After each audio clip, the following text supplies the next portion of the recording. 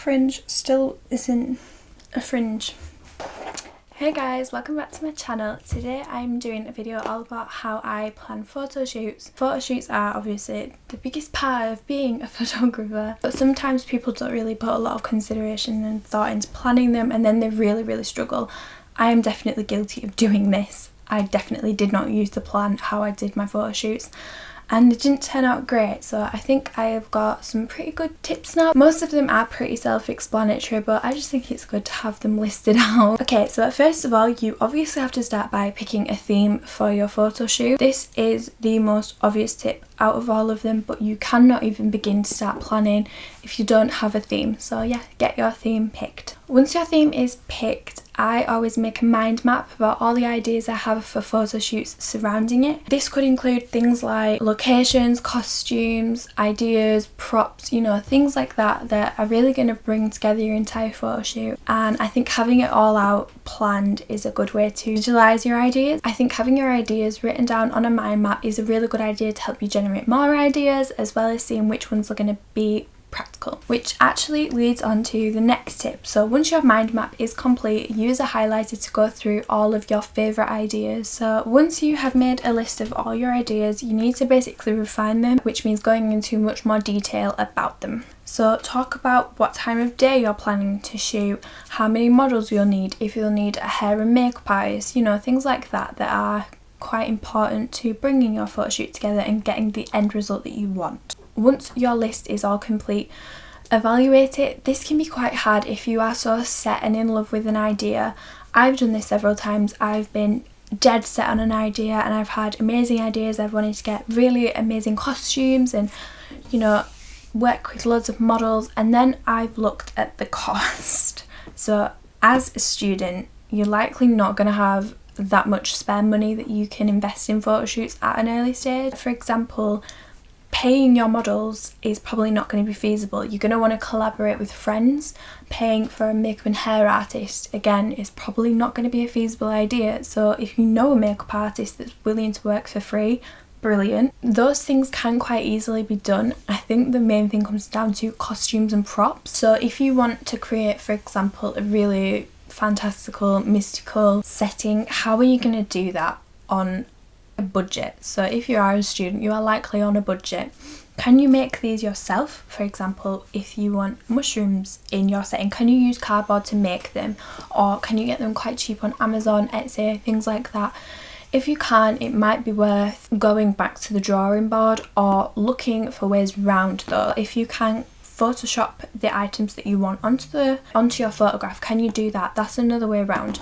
I find that I start to generate these ideas to work around my problems once everything's listed out, rather than having to overcome that obstacle when I've already planned the photo shoot and it's the day of the shoot. It's so much easier to just get it all hashed out way in advance. Similarly to with the list, you also need to consider what kind of lighting you're going to use. This can be a major cost for a student if you are planning to use artificial lights like ring lights or softbox lights. I tend to work with artificial light as much as I can because I currently don't have professional photography lights. That is something I'm aiming to get to, but as of right now I don't have them, so I tend to shoot outside, or if I can get studio time in college, that's great, but that doesn't tend to happen very often. So just work with what you've got. Don't spend a fortune if you don't have the money.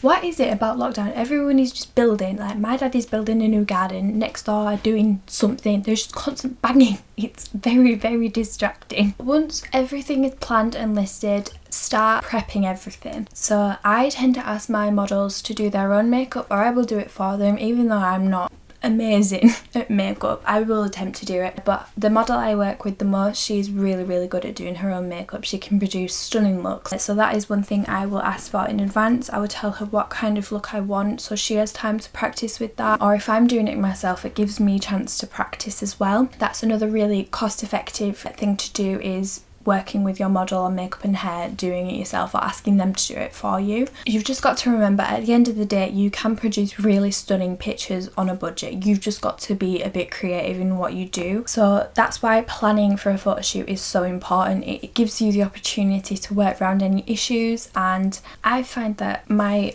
final piece always comes out looking a lot better when I've spent a bit of time working with the idea and planning, changing ideas. The next thing that I think is really important to do when preparing for a photo shoot is to actually bounce your ideas off of your peers and tutors. For example, my final project for college, which will get me into university hopefully, we could do whatever we wanted. I chose to do the elements. We had, I think, 16 weeks start to finish to do it, to do all the research, all planning, all the photo shoots, everything, which is a lot of work. When I told my tutors I planned to do the 4 elements, I was highly pushed not to, not because they didn't think it was a good idea, they just thought time wise I wouldn't have had time.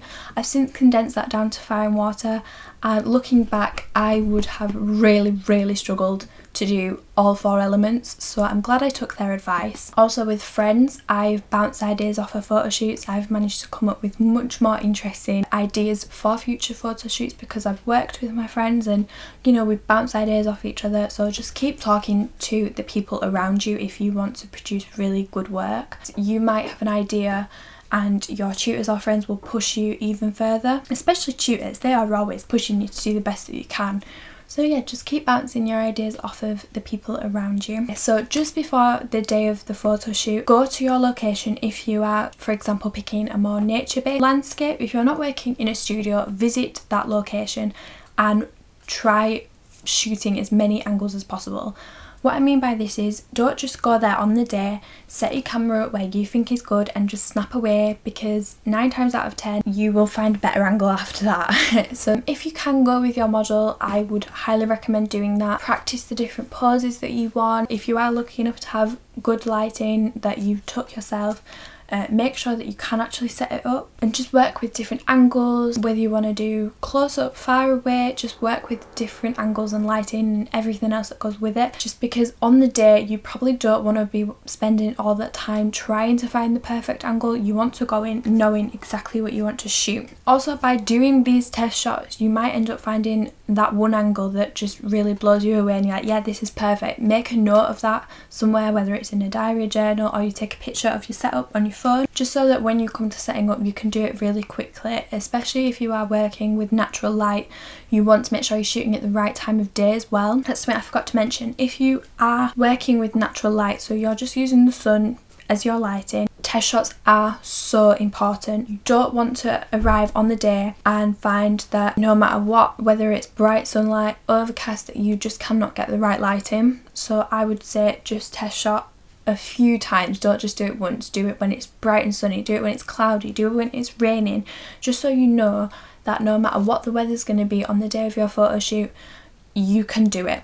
Because you don't want to waste a whole day, get your model all done up, get really nice costumes or props. My next tip is, on the day of your actual photo shoot, take as many photos as possible. Max out your camera if you must, just snap away. I shoot freehand quite a lot of the time. I don't tend to take a tripod because I like playing with angles. I like getting really up close and personal with my model sometimes, or I get myself in really awkward positions just to get the perfect angle. Anyone that does photography will know you find yourself in deep holes of uncomfortable positions trying to get that one angle.